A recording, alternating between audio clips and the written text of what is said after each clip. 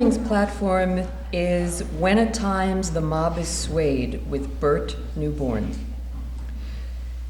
Mr. Neuborne has been on the faculty of the NYU Law School for the past 48 years, where he is the Norman Dorson Professor in Civil Liberties. He served as National Legal Director of the ACLU during the Reagan presidency and is the founding legal director of the Brennan Center for Justice, Emeritus. As a young ACLU lawyer, he challenged the constitutionality of the undeclared war in Vietnam.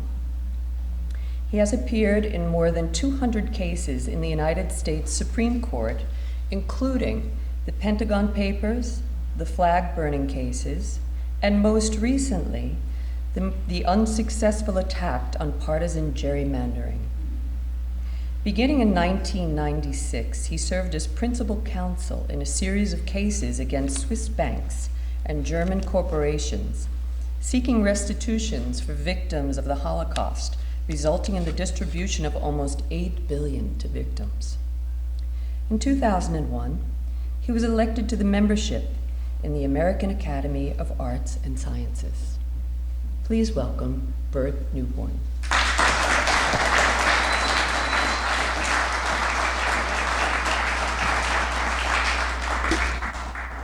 Thank you for coming on a cold and snowy Sunday morning.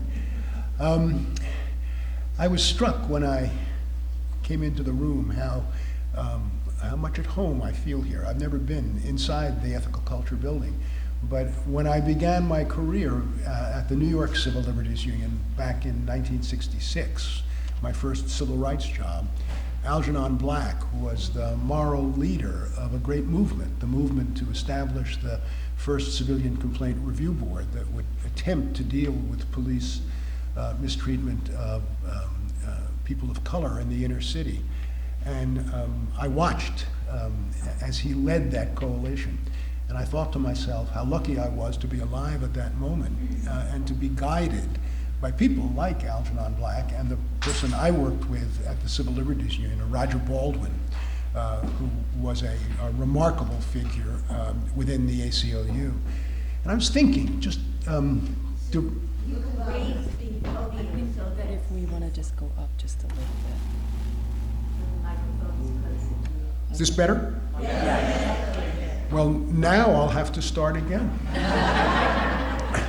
That's never stopped me before. I was thinking this morning, just to depart a little bit from what are the prepared remarks, that one of the reasons many of us, I bet you all of us in this room, join me in feeling almost bereft these days. I mean, a sense of loss and a sense of concern and a sense of almost existential desperation about what the world is coming to, is that we miss the voices of people like Algernon Black and Roger Baldwin. When I grew up in the United States, coming of age in the late 50s and early 60s, the voices were voices of prophets, moral prophets, calling us to be better than we had ever thought we could be. And those voices created a matrix, an intellectual and social and matrix within which everything seemed possible. And now that voice is missing from American culture today. I mean, there are lots of explanations why. We can talk about social media, we can talk about divisiveness, we can talk about class problems, we can talk about the enduring plague of racism. There are many reasons why American society feels as adrift as it feels now. But one of those reasons is that we don't have those voices anymore. For a long time, the Supreme Court stepped into that void, and Earl Warren was that voice, and then William Brennan, and then for a time, the court continued on, and now it's a lonely voice. Now it's Ruth Ginsburg speaking in dissent in that voice. And I think one of the things that people like us who care about those values must do, we have to see to what extent we can rekindle that voice. That voice is not dead, it's just silent. And the voice is waiting to come back, and a moral leader will emerge. And that is the leader that I think we're all waiting for, someone who will call us to be better than we are, and not worry about whether we are better than the guy next door, but whether we are better than we have been. And Algernon Black was that voice, and so was Roger Baldwin, and I pay tribute to it, and I mourn it, and I hope that we see it again. So let me return to my topic for this morning, which is my new book. My new book is called When at Times the Mob is Swayed. And the book, is, the line, I wish I could take credit for the line. People have said, gee, what an interesting poetic title. And it is an interesting poetic title. I stole it from Robert Frost. It's a line from one of my favorite poems, one of my favorite Robert Frost poems, which is The Black Cottage. And the quatrain that it's drawn from is, when at times the mob is swayed to carry praise or blame too far, we may choose something like a star to stay our mind on and be stayed. And he wrote it in 1916 in the midst of the hysteria over the First World War, as the country was building toward a crescendo of oppression, of locking people up. And it was Frost's plea to stay our minds on and be stayed, the principles that the country stands for. So I wanted to just try, in just a few minutes, to suggest to you why we feel as beleaguered as we do now. It's not just that we have somebody in the White House who makes me shudder to think of sleeping in the Lincoln bedroom. It is a betrayal of all of those values. It isn't just that. That's coloration. We lived through McCarthy. We lived through Vietnam. We lived through terrible eras in American life. We lived through I went to school in segregated schools when I was in public school. We've lived through very troubling and difficult times in this nation and come out the other end. Why does it feel different this time? Why do we feel so nervous this time about whether or not we will come out the other end and what the other end will look like when we do come out? And I think we're living through a perfect storm of troubles on three levels: on a kind of meta-global level, a kind of a Western European or Western values level, and a local level right here in the United States. The global, or the meta-global, is if you think about it for a moment, and many of you I'm sure have thought about this, we live in a kind of cyclical period of history that moves back and forth between two poles. And the two poles are, we're all the same, we're very different. And we go through cycles where the world embraces the we're all the same, and you get things like the United Nations, and you get things like the Civil Rights Movement, and you get things like the movement toward integration in Europe, and you get things toward efforts at decolonialization of Africa and Asia, because we're all the same. And then the cycle changes, and somebody says, yes, I know we're all the same, but we're all so different. And then the wheel begins to turn, and people then begin to say, oh yes, we're all very different. And then we begin to get hypernationalism, tribalism, concerns about religious intolerance, concerns about economic nationalism. And if you go back and trace the historical pendulum as it swings back and forth, you'll see that at the end of World War II, we were fortunate enough, many of us in this room were fortunate enough to be born into an era of we are all the same.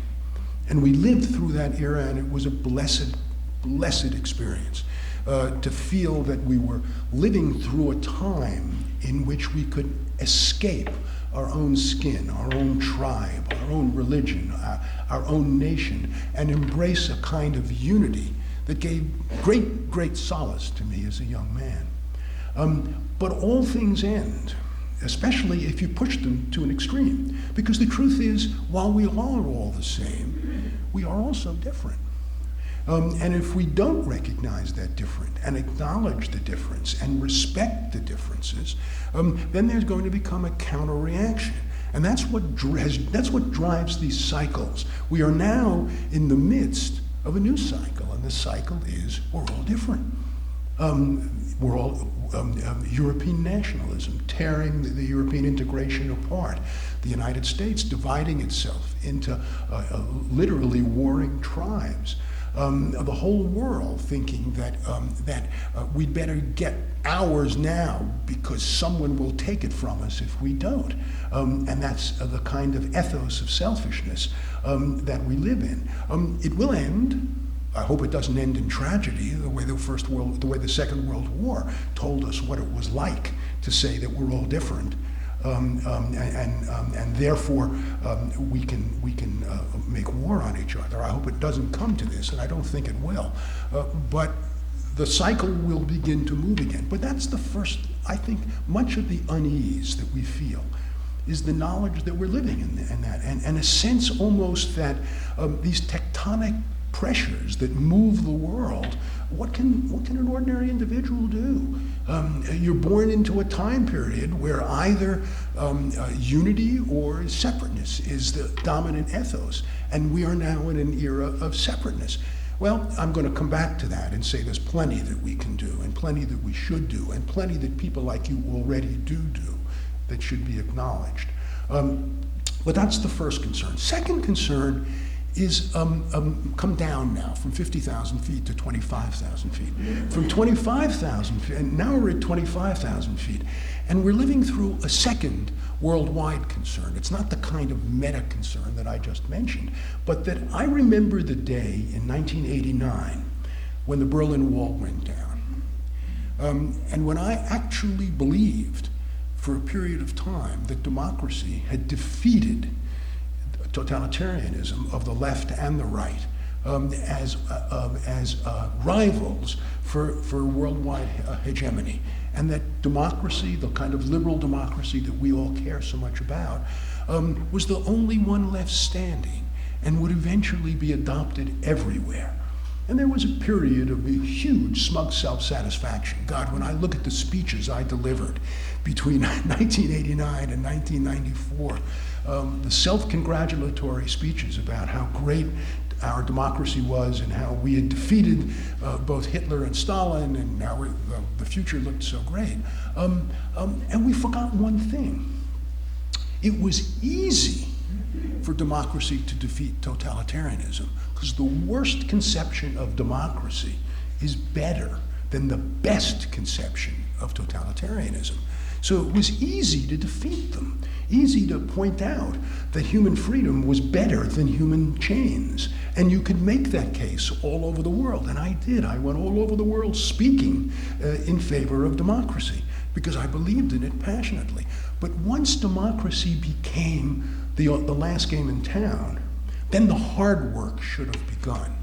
Then the question of building a democracy worthy of attracting and maintaining the confidence of the people began. And sadly, we let the moment slip. We thought that democracy was a sort of a self-governing institution. It was there, like oxygen and water and air, and there wasn't much maintenance that we had to do to deal with it. I'm going to come back to that in a minute. We've allowed our democracy to slip into disrepair. We are operating a machine that's over 200 years old and that it is in desperate need of maintenance. And that's true all over the world. So we're living through a crisis of democracy all over the world, where liberal democracy is now being challenged by various versions of authoritarianism, calling itself democracy. I call it one person, one vote, one time. You get to elect the leader, and the leader never goes away. And that kind of authoritarian pseudo-democracy is now posing a challenge to us.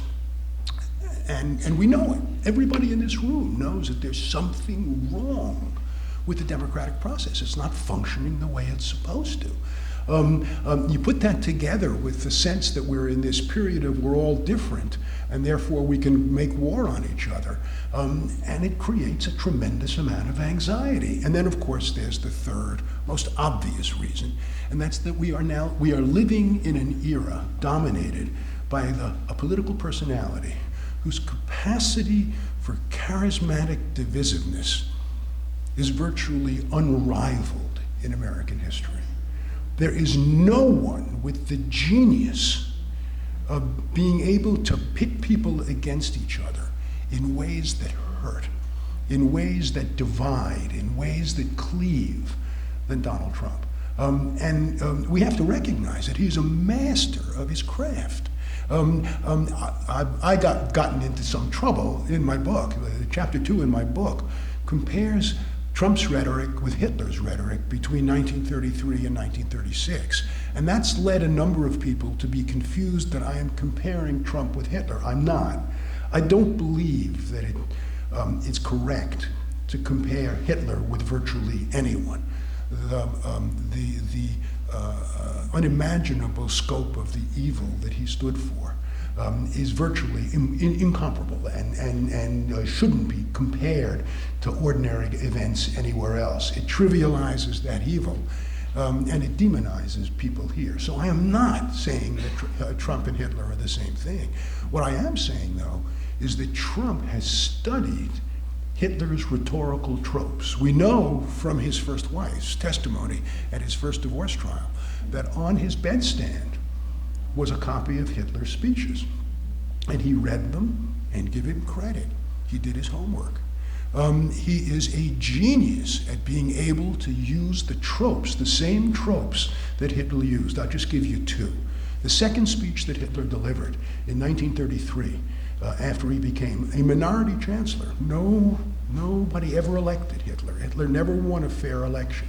After he became a minority chancellor in 1933, his second speech was to warn the German people about the Lügenpresse. The Lügenpresse.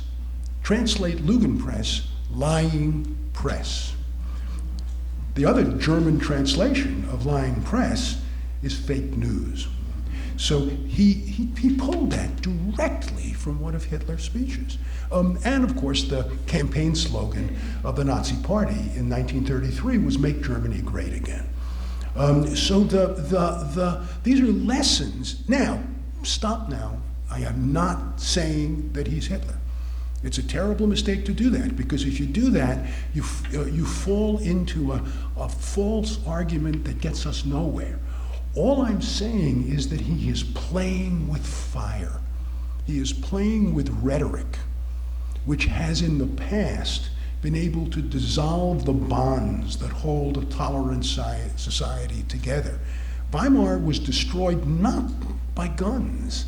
Weimar Germany was destroyed because it fell into the Nazis' hands like an overripe apple, because he had so eroded the bonds that tied people together in a tolerant society that the place fell apart. And by 1936, there was no more German democracy, and there was never a military coup. No one pulled a gun. The country just fell apart from within, eaten away by the poisonous rhetoric of Hitler's speeches. Now, my analogy is not to Hitler. I don't think Trump is Hitler. I think Trump is the Sorcerer's Apprentice. Do you remember when we were kids and they had that terrific Disney movie of the sorcerer? The Sorcerer's Apprentice is the sorcerer's servant. And the sorcerer goes off somewhere, and the servant doesn't want to clean house. So what he does is he gets the book of spells out of the closet and starts playing with the spells. And at first it's great. The broom works itself, the water comes in, but then the spells get out of control. And there's no way that you can control the spells. And the spells eventually turn on you and eventually eat up the entire culture. That's the kind of poison that Trump's rhetoric threatens. And there's one last piece to the puzzle. In 1931 in Germany, there was an enormous scientific advance in the technology of radio. They invented the miniature tube. Up until then, you guys have seen the radios that existed in the 1920s, those huge wooden instruments. Because the tubes were so big, they figured out a way to make miniature tubes in 1931 so they could make small portable radios. The Nazi Party gave away 250,000 small portable radios free in 1932. Just one hitch. They only got one channel, and it was Adolf Hitler's voice, boomed and beamed into the heads of the 40% of the population that was so angry, so disaffected, and so let's say it, bigoted, that they were willing to listen to his unending stream of vituperation and divisiveness. I saw those, there are 3 of those portable radios in the Holocaust Museum in Jerusalem, in Yad Vashem. And they're on small tables. You would walk past them, you wouldn't see it for a minute. But I stopped one day and read the little description of the radios as they were displayed in Yad Vashem, and a light went on in my head. I said, my God, it's Donald Trump's tweets. This is the 21st century technological analogy of the ability of a charismatic leader to reach a mass of people without having anything interfere with the speech. No counter speech, no editorial, no nothing. Just the direct words rattling around inside the heads. Now, that poses a tremendous challenge for us. That's what I mean by the perfect storm. We're living in an era in which the ethos is we're all different. We're living through a period in which democracy needs fixing, and we're living in an era of a man with the capability of unleashing rhetoric that will dissolve the bonds that hold American democracy together, and who knows what comes out the other side. The question is, what do we do about it? That's what I mean by when at times the mob is swayed. How strong are our institutions? How powerful are the defenses that we have to be able to stand against this type of pressure? And let me say something hopeful. The United States is not Weimar Germany. First, Weimar Germany had no tradition in democracy. The Weimar Republic was born in 1919 in the ashes of the defeat of World War I. It was associated by the German people with a defeat, with the unfair Treaty of Versailles, and there were no roots. There were no roots for democracy. Secondly, by 1933, you guys know 1933, the world is in the midst of an enormous economic depression. So you put the two together. You put the depression next to the weak roots of democracy, and you have the raw material for overthrowing the democracy. That's not the case here. That is simply not the case in the United States. We have our problems. I mean, there isn't a person in this room who looks at American history and doesn't cringe at the racism, at the misogyny, at the worship of wealth, at the falling short of what Algernon Black told us we could be. It's a painful thing to read American history and see how much we've fallen short. But reading it only that way is a mistake. I'm thinking about my own lifetime. In my lifetime, I've watched, in our lifetime, we've been privileged to live through a greater social change without violence than any people have ever experienced in human history. Think about the difference between, think about God knows there are plenty of race issues we have in this country. But I went to school, in schools that were legally mandated black and white. I got jobs that were legally advertised as jobs for white people only. I lived in an apartheid, racist society, and that society is gone. It's gone. We have the residue of it. We're going to be working to clean it up for years. But we shouldn't for a moment think that there has not been enormous progress in the area of race in this nation. It is a problem that doesn't go away. You don't have the stain of slavery and racism and the many years of injustice piled on that we have in this country and have it go away just because you've decided you'd like to be different. It takes a long time, and I'll be working it out. Your children will be working it out. Their grandchildren will be working it out. But there was a beginning, and we are in the middle, and we should recognize that. Secondly, I think about my wife. I'll tell you a great story. I was married in my first year in law school. I was 21, my wife was 21. She had better grades than I did at Cornell. But there was never any question that she would go to work as a secretary and put me through Harvard Law School. And that's what she did. She spoke Russian brilliantly, Russian, French, Italian. She was a great linguist. And her first job was at the Russian Research Center in Harvard. Her Russian was so good, she could type on a Cyrillic typewriter. So what did they do? They hired her as a Cyrillic secretary. And they paid her next to nothing, but it was enough for us to get through law school. Today, the story is that 10 years later, she said to me when I was at the Civil Liberties Union, we had 2 kids, you seem to be having a good time. I'm not having a good time. I'm going back to law school. And I said, wonderful, and she did. And her career is the arc of what women have achieved during this period. I mean, a tremendous change in the assumptions about what women will do. I mean, we live in a world culturally which is so different from the world that I lived in terms of the expectations and the power of women. Now again, you don't sweep away centuries of misogyny overnight. It's there, we're going to have to keep working at it, but I urge you not to fall into despair and think, because we've come to a level place in the road, and we're not climbing anymore, and we're not achieving the way we want to achieve, that somehow all of the achievements don't count. They do count.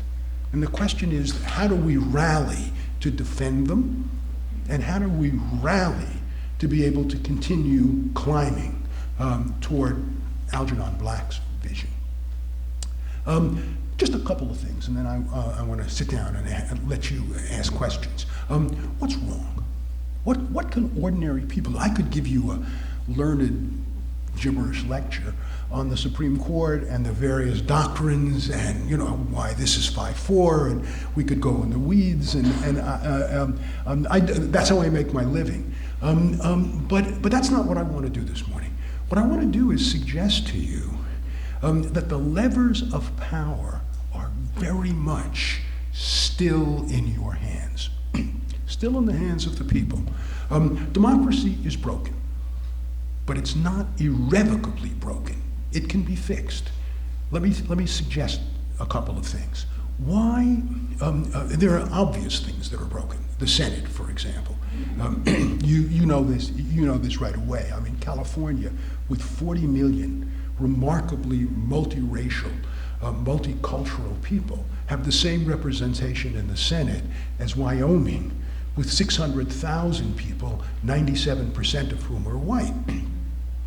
So that's a 65-to-1 violation in the one-person, one-vote rule. So if you're thinking that the purpose of democracy is to have representative institutions that represent the people, the Senate does not represent the people.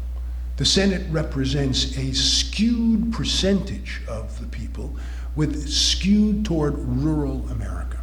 And in fact, and you know, I mean, this is the kind of statement that always gets me in trouble. But in fact, New York City is a colony of Wyoming. We're governed by Wyoming. We're governed by rural states. We're governed by policies that are imposed upon us by a coalition of rural states. It's so bad that 18% of the population of the United States could assemble a majority in the Senate and rule the other 82%. That's the mathematically worst possibility. The actual is that it's about 39% that govern the other 61%. Now the founders just didn't see it. It can't be fixed. We have to recognize there is no way to fix it. We have to go into the future knowing the wind is against us in the Senate. Because there are only three things in the Constitution that are not amendable. The first is the thing that is not amendable is the fact that you're entitled to import slaves until 1808. That was made a non-amendable provision. The second thing that's non-amendable was the Fugitive Slave Clause. You can catch your slaves if they ran away. The third thing that's non-amendable is equal suffrage in the Senate for the states. So unless you want to scrap the entire Constitution and start over, and that's very dangerous, you have no idea what will come out the other end of that. But unless you want to scrap the Constitution and start over, we have to live with the prospect that we are going to have a disproportionate Senate, disproportionately tilted toward rural America. Now that doesn't mean that we necessarily always lose. I mean, one of the things that we've done is we've lost touch with rural America. They are our brothers and sisters. They live here. And for too long, I wrote them off. I wrote them off like blacksmiths. History had moved on, and they were no longer important. The truth is, they're human beings, and we should worry about the policies of rural America and think about what is needed to give them decent lives as well. If we don't, we're going to have a war between urban and rural America. I don't necessarily mean a shooting war, but it will be a conflict that will go on unended, in which rural America has the edge because of the Senate. I've suggested a way to fix it. A founding generation could fix it, but we're too old to be a founding generation, and our kids haven't got the guts. The way to fix it is that the Constitution provides that states can divide. If Congress authorizes it, a state can divide into more than one state, as long as Congress says yes, and as long as the state legislature okays it and agrees on the boundaries. So California could become two states tomorrow. You could take, if you took the 9 states, the 9 largest states, all of which have a 20-to-1 disproportion, and broke them into 2 states. So you'd have 18 new senators, and if you added Puerto Rico as a state and the District of Columbia as a state, you would begin to have a Senate that looked representative. Now that's doable, it's perfectly constitutional, it's been done 5 times. 5 states have been founded out of the territory of another state. So it's perfectly easy to do, except you need the political will to do it. And I wonder whether we have that political will. But the most important thing we can do, and then I'll sit down. The most important thing we can do, because I'd love to take questions if I can, the most important thing that we can do is remember why democracy is malfunctioning. It's not just the Electoral College. It's not just the Senate. It's not just the political gerrymandering. All of that is terrible. But we could survive that. We will work our way through it. We've worked our way through that before. We'll work our way through it again. What's killing democracy, what's killing American democracy is non-voting. Large-scale non-voting is lethal to the founders' structure. The founders said this is the key to understanding what they did in 1787. They said, look, We want to have a democracy, but we're nervous about when at times the mob is swayed. And we don't know what'll happen if the mob gets a little nuts in the midst of democracy. So this is what we're going to do. We're going to create large constituencies where there are lots of people, where it's hard for a small group to capture it. Capture is what the founders constantly were worried about, that a small group would capture the democracy and use it to advance their own ends. So in 1787, it was a big deal to say that you had to have 50,000 people in Congress. That was a very large constituency in those years. And we've continued to do that. A congressional seat now is about 750,000 people. So we have large, very large constituencies, and that's fine if everybody voted. But do the math with me. Do the math with me. Let's take North Carolina. North Carolina's got 13 congressional seats. Badly gerrymandered, no question about it, although they'll be fixed now through state litigation instead of federal. But North Carolina has 13 seats, 750,000 people in each seat. The trouble, so it would take, let's assume they're all eligible voters. Actually, if we were doing the math on this, it would turn out to be about 600,000 eligible voters. Kids and non-citizens wouldn't be able to vote. But let's say 700,000 eligible voters. And if that means it takes 350,000 votes to win. That's tough to capture. A small ideological group is not going to be able to capture a district that requires 350,000 people. That's a lot. But if only a third of them vote, do the math. If only a third of them vote, then you've only got 220,000 people voting, and then it only takes 109,000 to capture a district. If you go statewide, in gubernatorial elections, where it's not uncommon in the United States to have only 25% of the population vote. As I recall, in our last gubernatorial race, it was just about 20%. That means that 11% of the population can capture the democracy. And that's true across the whole country. And that's what's killing us. That's what's allowing extremes at both ends to think that what they can do is organize enough people to capture a shrunken electorate to be able to control an entire constituency.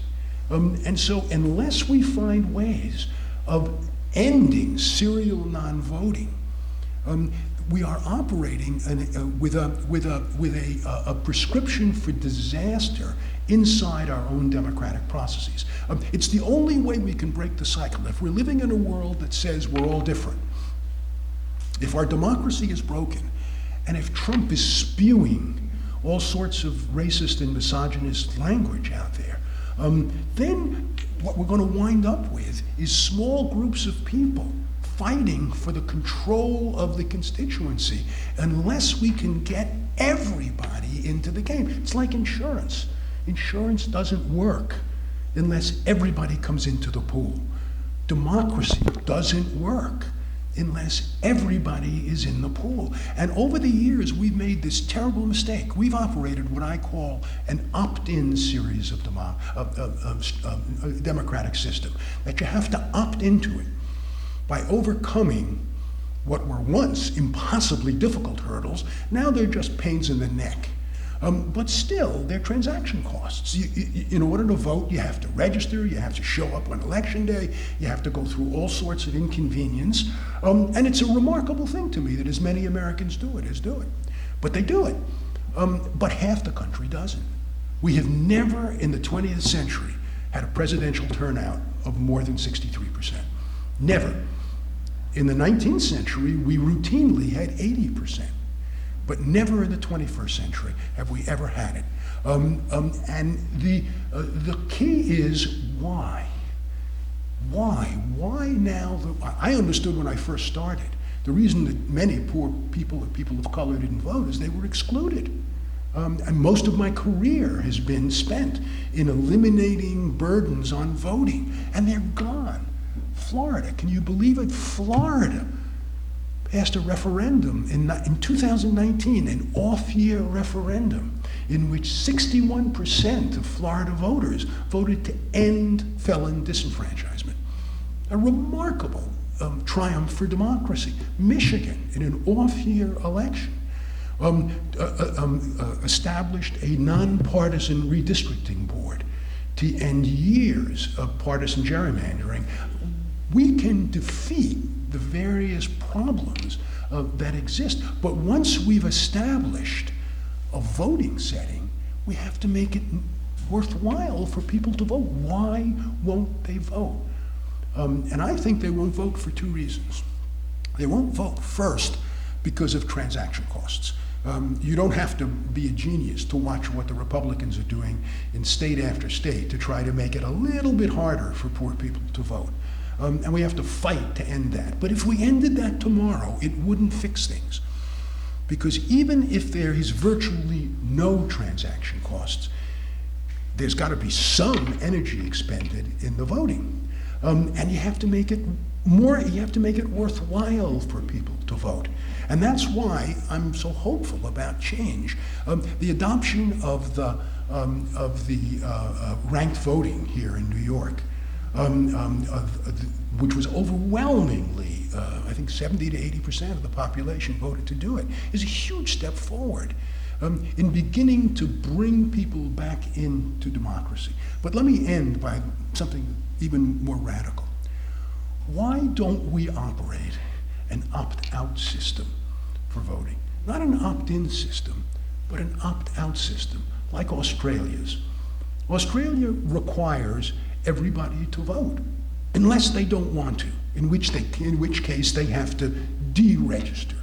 In other words, they do the opposite of what we do. So if you're conscientiously opposed to voting, then you say so, and it's not a hard thing to do, and you're released from the responsibility. But if you don't deregister, it's your duty to vote on election day, because if you don't vote, you're hurting democracy.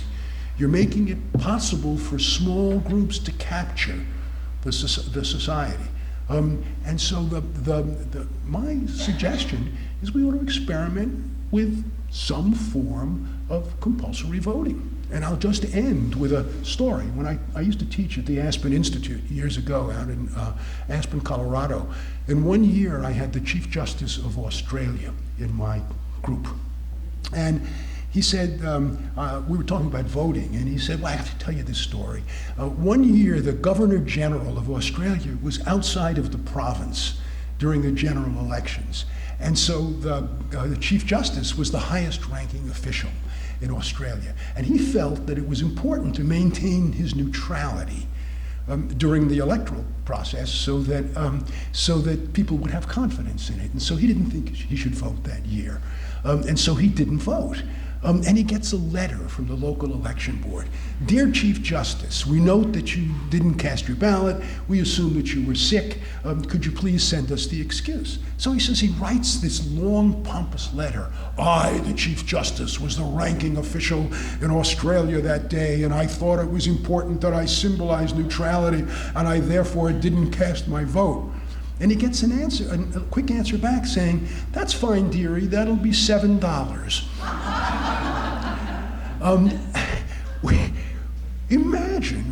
Imagine how things would change if candidates, when they did their focus groups, weren't able to single out the wealthy, comfortable slice of the population that votes and ask them what they think the best things are. Imagine if we weren't structuring our campaigns to be able to get the 50% of the people most likely to vote, which is what we do now. Imagine if everybody was in that focus group. Imagine if you didn't know in advance who was going to turn up on election day because everybody was obliged to turn out. My suggestion to you is it would revolutionize American politics. you would immediately have to take into account the concerns of the weakest. I mean, why is it that all we do is talk about estate taxes and we never talk about poor people? It's because the people who pay estate taxes vote, and the poor people don't. And that's the case after a whole lifetime of my work trying to change that.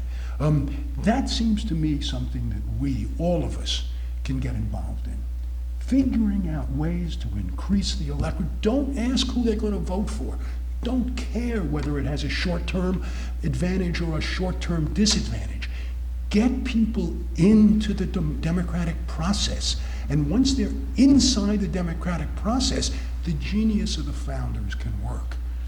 But if we operate with 30% turnouts and 40% turnouts, we are going to limp forward into a cycle of divisiveness, and I don't know what the future would look like. But thank you. That seems to contribute to Trump's success is Fox News and talk radio. Is there a reason why, if there several attempts have been made to have a more left-wing radio, and they've all sort of failed, is there a reason that they don't succeed? Well, you know, there is a left-wing cable. MSNBC is left, and CNN is center-left. Radio, it's interesting. They've tried. Two of them have tried, and they've both failed. Maybe it is that screaming is what works on the radio, and if we're not going to scream, then we're not going to be able to attract an audience. So I don't know. Your point is well taken. It is a very troubling aspect of it. It means places like this matter. I mean, you know, this is not a radio, but today all over America, people are in rooms like this. And speaking sense to them and caring and participating is an antidote to that in some meaningful way. Last question. So I have 2 points to make after I say, as someone who's of the right age to probably be your daughter, I resent the implication that I don't have the guts to create change. So 2 points and then I'll get to a question.